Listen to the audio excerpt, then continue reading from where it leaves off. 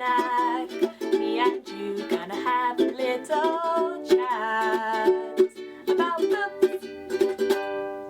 Hey guys! So I was recently deciding some topics that I could do some videos about, and one of the things that I was requested to do a video on was my longest books on my TBR. So I had a look through all my shelves and I looked at my audiobooks to try and see what the longest top 10 books that I own are, the ones that I've not read yet. So I think I've narrowed it down. There's a lot and they're all quite heavy, but the first one that I have is actually an audiobook. I don't own the physical book yet. I might buy it if I like the audiobook, but I have the audio. And this one is a whopping 1,280 pages. It is Jerusalem by Alan Moore, and oh my gosh, that is huge. Like, it's ridiculously long. So I have the audiobook for this one because I've only seen this out in hardback at the moment, and I don't really want a hardback that is that long. It is massive. So I'm waiting for the paperback at least. I hear that this is a book that's kind of really weird, really wacky, really wonderful, but also completely crazy, and also just filled with so many different dialects and characters and stuff, just layers on layers of complexity basically. So I'm a little bit nervous about going into this one. I have heard good things from the people who have been reading it that I know, like Thomas and Will and people like that, but none of them have finished it yet, so I don't know if it's that good. I will be intrigued on their thoughts when they finish it. I'm probably going to read this one as a buddy read with Chelsea whenever we do get to it, but man, it is a bit of a monster, so I'm very hesitant over getting to that one soon. We'll see though, we'll see. Let me know if you want me to read it and whether you've read it yourself and like it. All the others I have it in physical form. So my next longest one that's on my TBR is Dust of Dreams by Stephen Erickson. This is book number 9 in the Malazan Book of the Fallen, and this one clocks in at a whopping 1,278 pages, so only 2 pages shorter than Jerusalem. It is huge.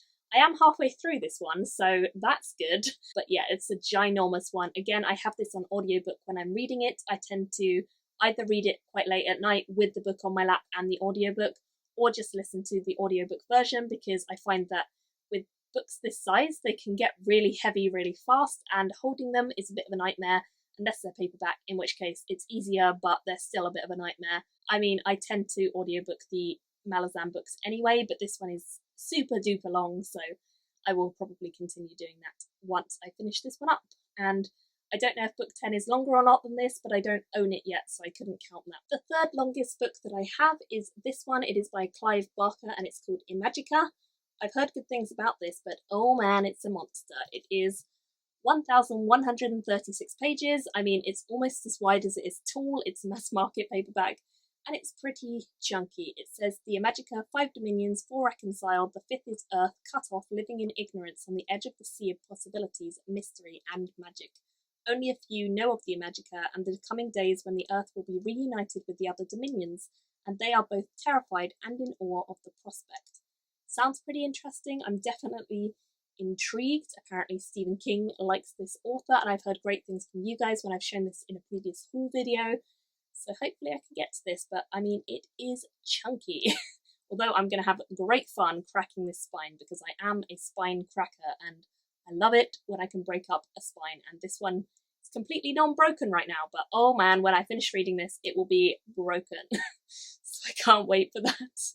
My fourth longest book is a Mercedes Lackey, which is the Mage Winds. It's a bind-up edition of 3 books called Winds of Fate, Winds of Change, and Winds of Fury, and they are part of the Valdemar series or universe. This is a fairly classic fantasy, I believe. It's about a world where high magic was lost centuries ago, and the last herald mage gave his life to save the kingdom from dark sorcery. But now the realm is at risk again, and it falls to Princess Elsbeth, herald and heir to the throne, to defend it. Sounds pretty interesting. I definitely want to get to some Mercedes Lackey soon, and the fact that there's 3 breaks within it, or 2 breaks within it between the 3 stories, kind of gives me a little bit more faith that I will get to this one quicker, because there are designated stop points that you can take a break at. The next one on my list is The Passage by Justin Cronin. This one clocks in at 956 pages, and I believe this is a kind of horror-ish story. I've heard it's quite creepy. It says, Amy Harper Belafonte is 6 years old and her mother thinks she's the most important person in the world. She is. Anthony Carter doesn't think he could ever be in a worse place than death row. He's wrong. FBI agent Brad Walgast thinks something beyond imagination is coming. It is. A tidal wave of darkness ready to engulf the world, and Amy is the only person who can stop it. Sounds pretty intriguing. Definitely one I'm excited to get to and have been for a while. The next one I have to show you guys is China Miéville's Perdido Street Station, which is a super long one. I believe this is kind of a mix-up of urban fantasy meets science fiction, technology, and kind of gritty crime thriller, something like that. I believe he's quite a literary author as well. He does like quite nice writing style, so I'm intrigued. I've never read one of his books, but it says the metropolis of New Probozin sprawls at the centre of the world. Humans and mutants and arcane races brood in the gloom beneath its chimneys, where the river is sluggish with unnatural effluent, and factories and foundries pound into the night. For more than 1,000 years, the Parliament and its brutal militia have ruled here, over a vast economy of workers and artists, spies and soldiers, magicians, junkies, and whores. Sounds pretty interesting. Definitely one I'm planning to get to soon, but I mean, I've owned it for a little while and haven't got to it yet. So give me some encouragement in the comments if you want me to read this one, because I don't know what it is about China Miéville, but it's the way people talk about his books and describe him as this kind of literary crossover into sci-fi fantasy. I don't know. It kind of scares me a little bit. So encourage me if you want me to read this one. I've heard good things, but I need a bit more of a push to actually go for it, I think. The next one I have is The Stone of Farewell, which is book number 2 in the Memory, Sorrow and Thorn series by Tad Williams. I've already read book 1, which is the Dragonbone Chair, and I enjoyed it, but it is a slow burner. I believe this is a 4-book series. The third book was meant to be 1, but then got split into 2. So if the third book was 1 book, I think it would have been the longest, but because it's 2, this one is the longest, or at least in my editions. It says, in Austin Ard, the evil of the Storm King covers the land. The country is riven by war, and nature, unbalanced by the tide of evil, slips into a permanent winter. I won't read any more because I don't want to read any spoilers to you, but suffice to say, this is kind of very much in the Lord of the Rings style, classic fantasy. The next one on my list, which is 760 pages long, is The Chronicles of Amber by Roger Zelazny. I believe this is the first 5 in the series, maybe? I'm not entirely certain. I think there are 10 in total, and this is the first 5, but I'm not sure. Amber is the one real world, casting infinite reflections of itself, shadow worlds, which can be manipulated by those of royal Amberite blood.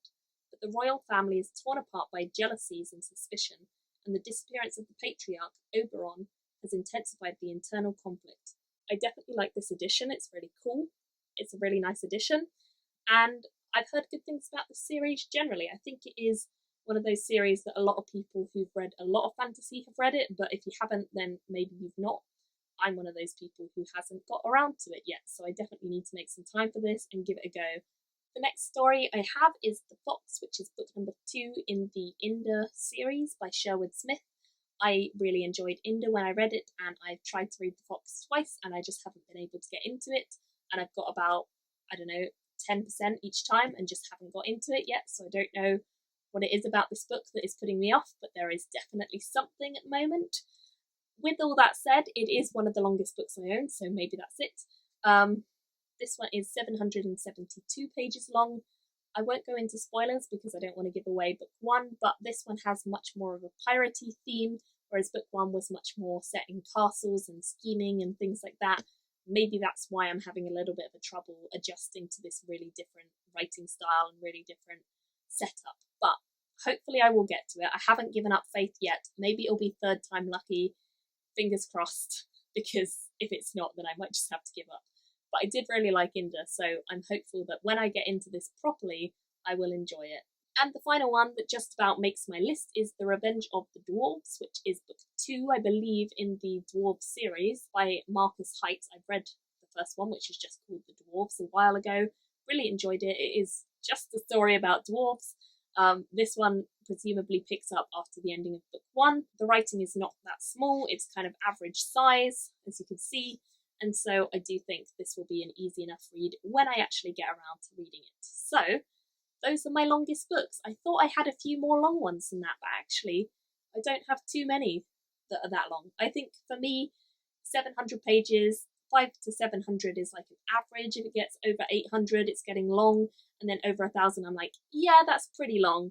But reading fantasy, a lot of books are really, really long, and even if they're not long, they're in long series of like 10, 12, ridiculous number books. So it's not that weird to me to own long books. I'd love to know down below what your longest book is, if you know it. If you don't, go and have a check on your shelves. Leave me comments below with which of these books I own you would like to see me read, and tell me your longest book as well. Thank you all so much for watching, and I will see you in my next video very soon. Bye! Thank you for watching my video today. Go pick up a book, then come back and chat with me again.